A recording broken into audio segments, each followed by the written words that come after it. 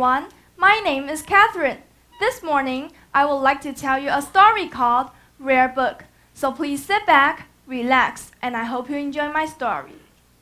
There was a young boy who loved to read books. He read everything he could get his hands on.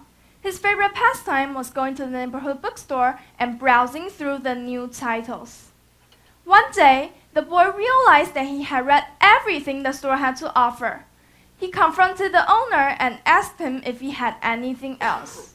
The owner looked at him gravely and said, "Why, yes, I do." He reached behind the counter and pulled out a very worn and tattered book. Dusting off the cover, he showed it to the boy. The cover had a grotesque face, and the title at the top read, "The Book of Death." The owner said it was an extremely rare book. "How much is it?" asked the boy eagerly. The owner said that the first edition book was worth almost $2,000. But he would gladly sell it to the boy at the largely discounted price of $199. Disappointingly, the boy told the shopkeeper that he did not have enough money with him on that day.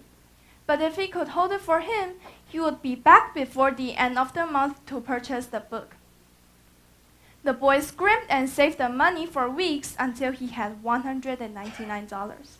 He ran down to the bookstore, threw his money on the counter. The owner handed the rare book to the delighted little boy.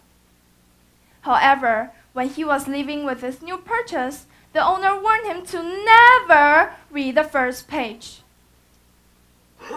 He went home and opened the book, being extra cautious to skip the first page. He spent the rest of the night reading his new book. The book entertained him, and he was confident in his new purchase.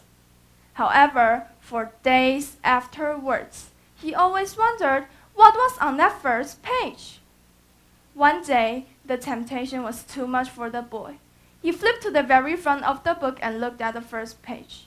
Suddenly, he dropped the book in horror. There, in bold print, were the words, "Suggested retail price, $1.99. Thank you.